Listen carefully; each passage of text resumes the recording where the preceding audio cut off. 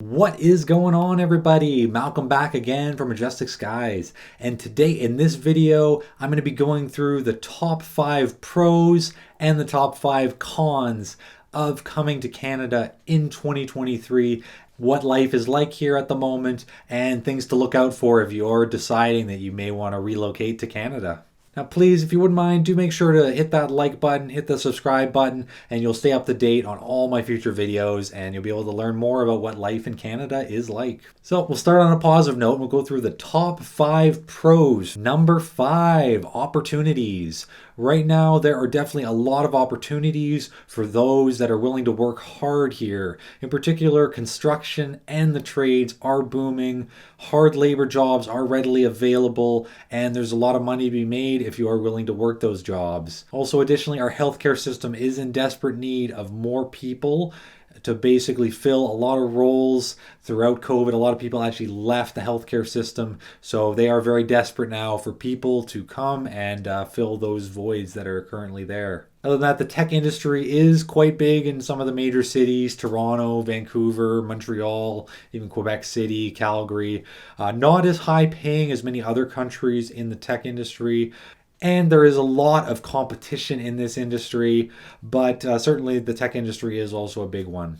The arts are also very well respected in Canada, and there's also big opportunities there and a big community of people in the arts, but it's likely not going to pay you the big bucks anytime soon. 90% of people, it's more of a side hustle here in Canada. The other thing is high paying jobs are out there if you're a highly skilled worker. However, they are hard to come by, and it is quite competitive for those jobs. Other than that, your credentials from other countries often don't carry over to Canada. So do make sure in whatever line of work you want to pursue, if you do have a degree, if you do have a diploma already, make sure that that's going to carry over to Canada. And if it doesn't, make sure you're willing to kind of re-educate and start from scratch here in Canada, because unfortunately, from what I've heard, that is often what people need to do.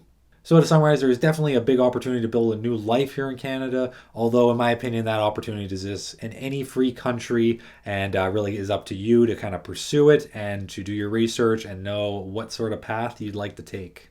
Okay, moving on. Number 4, healthcare, mostly being free. So we have a mostly free healthcare system here in Canada. I would definitely say it's a lot better than the one in the United States. It would best describe it as it's cheap, but it's not great.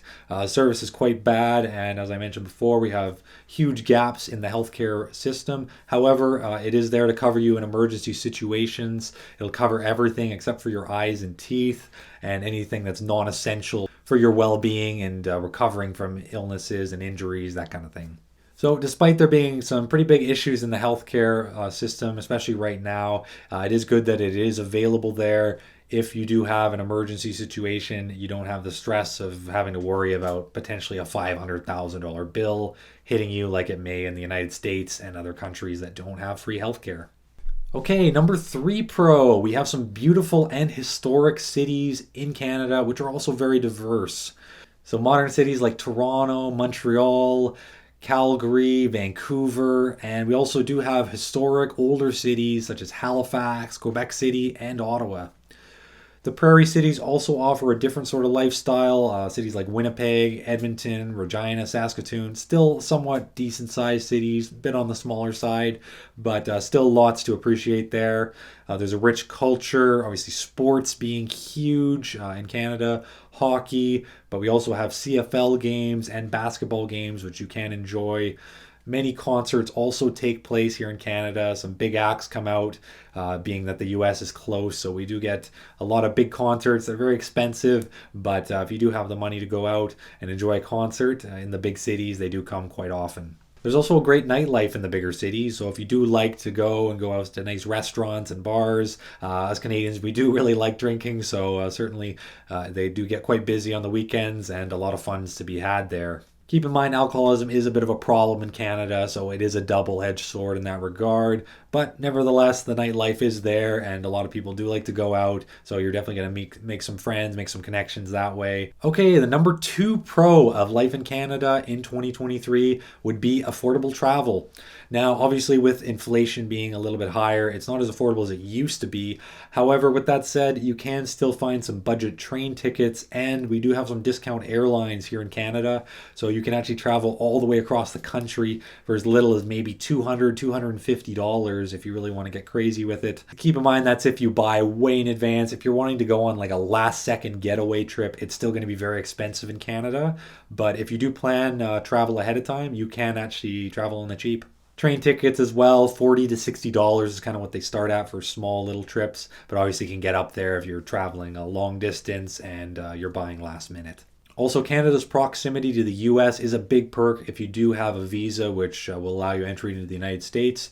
Most cities in Canada are within about a 1 hour drive of the border, which is great for traveling and shopping down south. Other than that, you do have some world-class cities right by the border. So New York City, Minneapolis, Chicago, Seattle, Boston. Depending on the city in Canada you end up settling in, a lot of those US cities are very close. Just a short plane ride away or even just a 4 or 5 hour drive. Additionally, there's also great wilderness areas close to the Canadian border in the US. So that is something that you can do on weekend getaways. You can go down to the US and go camping or hiking and things of that nature. Vacation days are provided by law for full-time employees, and if you don't have those holidays off, those provincial and federal holidays, you will actually be paid, I believe, double time if you do work them. Other than that, though, you do get 2 weeks of vacation time if you're working full time here in Canada. Keep in mind, you might not always get that 2 weeks, so that they do have to pay you for 2 weeks of work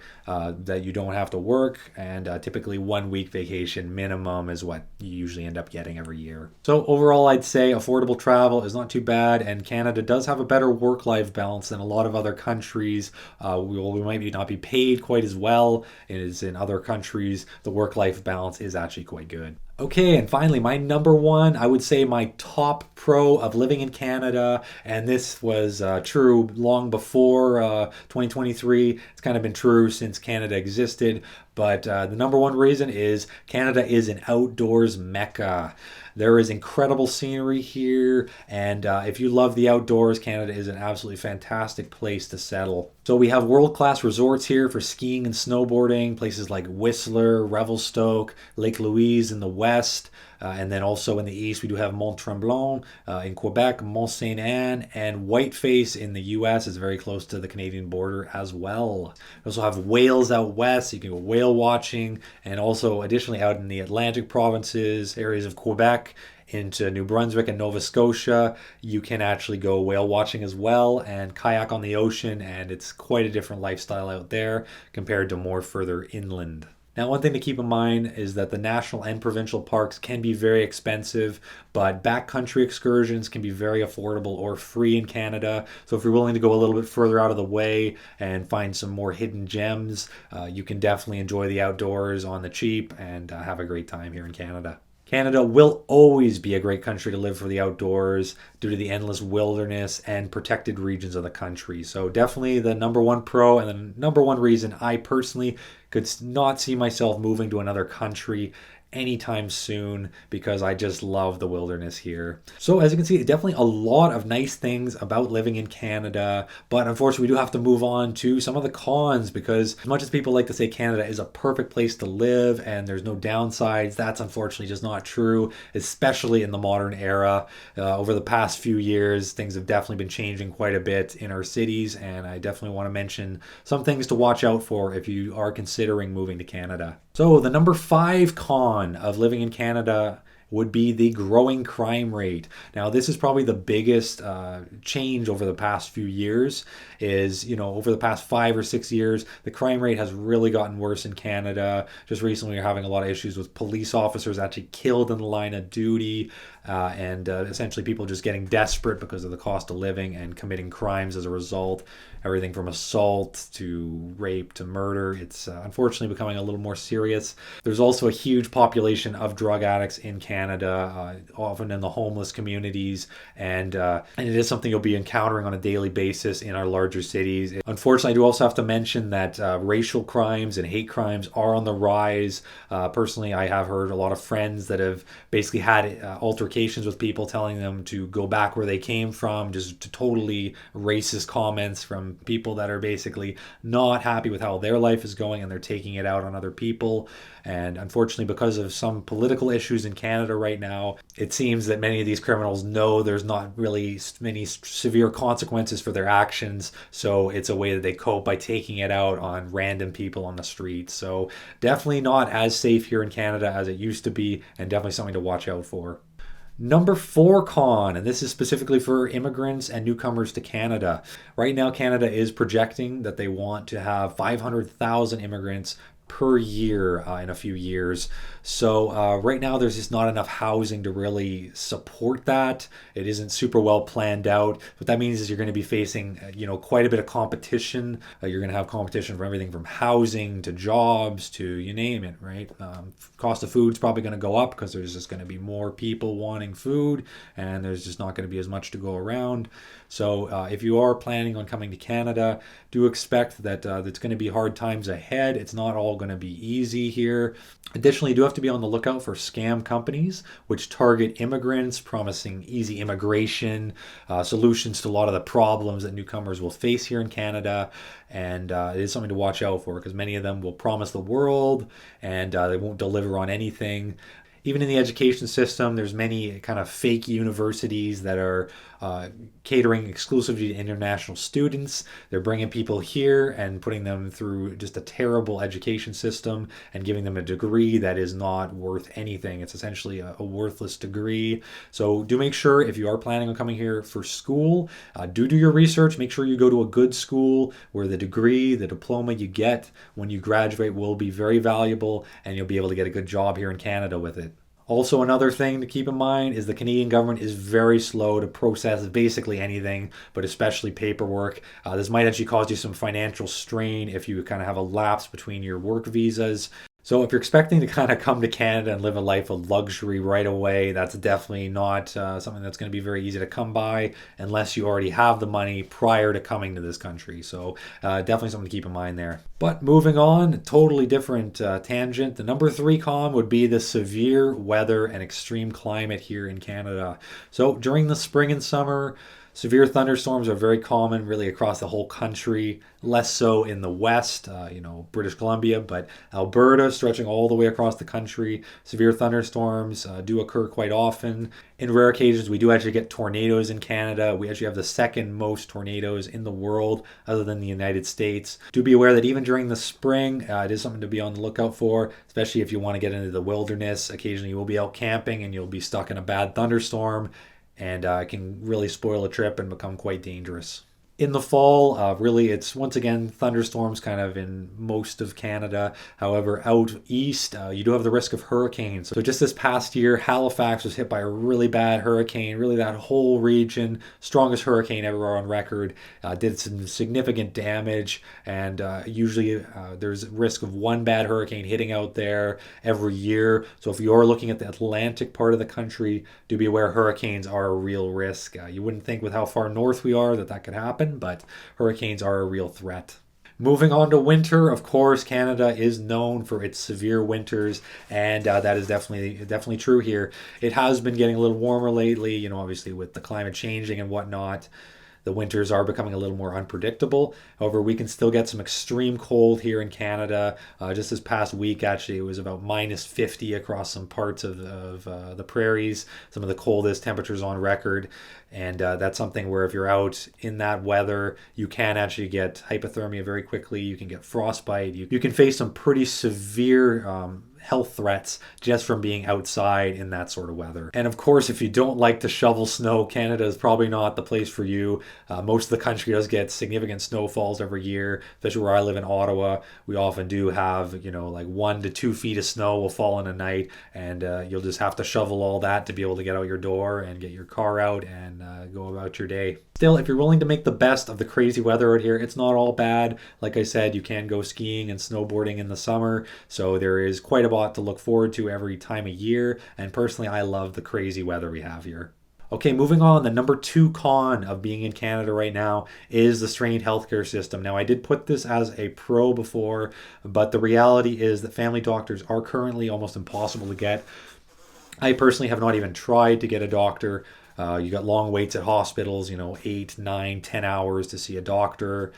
Now, like I said, there are opportunities to work in the healthcare system if you want to come here and basically kind of alleviate some of the stress on the system. But be aware that the healthcare system is very bad in Canada right now. We have a bit of an obesity epidemic. Not a lot of people get the exercise they need to in Canada. We do also have an aging population, so all these people are kind of coming looking for healthcare at the same time.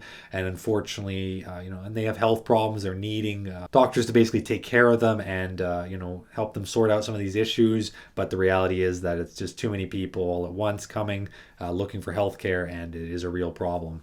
And now, as you probably are expecting, the number one biggest issue for living in Canada in 2023 is the cost of living. So currently, the cost of living is out of control. That's the number one issue, I think, right now facing the average person here in Canada and the average immigrant for that matter. And it is true that we are now in a recession globally. The whole world is sort of in a recession, but it is quite bad in Canada. So as far as rent goes, the average in the country is about $1,600 a month for a one bedroom. Usually if you're in the lower income brackets, you're probably going to be renting a room, sharing housing with quite a few people. You're going to be living in some pretty difficult conditions in a lot of cases. Like I said, just due to the sheer number of people coming to Canada at the same time, there's just not enough housing to go around, and it is very likely that you'll be facing some difficult circumstances with housing, and you won't really have too many alternatives other than just keeping looking and trying to upgrade your housing when you get the chance. We do have a very low income in Canada on average. So the average income before taxes in Canada, just across the country, is around $40,000 a year. Now, keep in mind, it does vary from city to city quite a bit. However, on average, people do make roughly that, maybe a little higher. And after taxes, you're looking at around $2,500 a month to spend. And that's actually higher than the minimum wage here in Canada. And as you can tell, obviously, just with the cost of rent being $1,600, that doesn't leave you much money left. You only have about $900 for all your other bills on an average salary here in Canada. So times are pretty tight, and you're definitely not going to have a lot of extra money left over at the end of the month here in Canada. Additionally, food costs have gone up quite a bit. So you'll be looking at roughly $500 to $800 a month just for food. The cost to own a vehicle is also quite high. You're looking at around $200 to $300 for insurance every month. It varies by province quite a bit, but that's roughly what we'd be looking for. Additionally, gas can be quite expensive. They do have a carbon tax they've put in place, looking at roughly $400 to $500 a month for gas. For most people if they're commuting to work every day, as unfortunately Canada is a pretty large country, and depending where you're living, you're probably going to need to drive to work unless you're living right downtown and you're able to take the bus or take the train. We do also have rising taxes, which were already high to begin with. So what that means is that's putting additional stress on the average person that's not really able to pay much higher taxes than they already are. And it is kind of adding to the recession we're currently facing. In all honesty, Canada will probably not fully recover from this recession until around 2030. Now, of course, you can still get ahead in a recession, but it is something to keep in mind. It's going to be harder times ahead. You're going to have to work a lot harder here at the moment than you maybe could have maybe 5 or 6 years ago. We do also have a very overpriced housing market, big bubble right now in Canada. So your money doesn't take you very far, especially in the bigger cities. See, right now there is actually a ban on foreigners buying homes in Canada. That's going to be lasting at least 2 years. I'm not sure if they'll lift it at that point. But if you're planning to come here and buy a home right away, be aware that ban is in place. So you will probably not be able to do that if you're wanting to kind of quickly buy a home and move in and kind of settle down in Canada. So you've heard all the pros and all the cons of moving to Canada in 2023. So I'll kind of go ahead and just summarize everything and tell you whether I think it's actually a good idea for you to move to Canada in 2023 or not. So right away, I'll tell you, for some people, it's not a good time to move to Canada. If you're wanting to just come to Canada and make a lot of money and you don't really care if you stay for a long time or you don't plan to stay for a long time, it's kind of just, I want to make money. I want to make money in Canada and move somewhere else. Honestly, I think there's better countries you can move to, but we do have some of the highest taxes in the world here in Canada, and what that means is you're just going to have less money in your pocket at the end of the month. Most people are paycheck to paycheck here, and it's kind of just a reality of life here in Canada.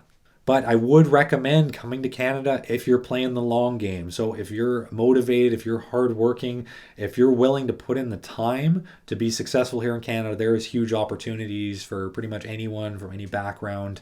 It's just you have to be willing to make sacrifices. You have to be willing to take a pay cut for a while, get an education, do kind of whatever you need to do to be able to get ahead. But other than that, I do thank you guys very much for watching. I hope everyone has a great start to their new year. And do let me know if Canada is in your plans for the new year. Thanks, everybody.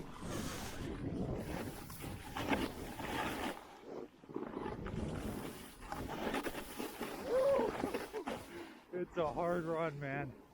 Beautiful through here, though.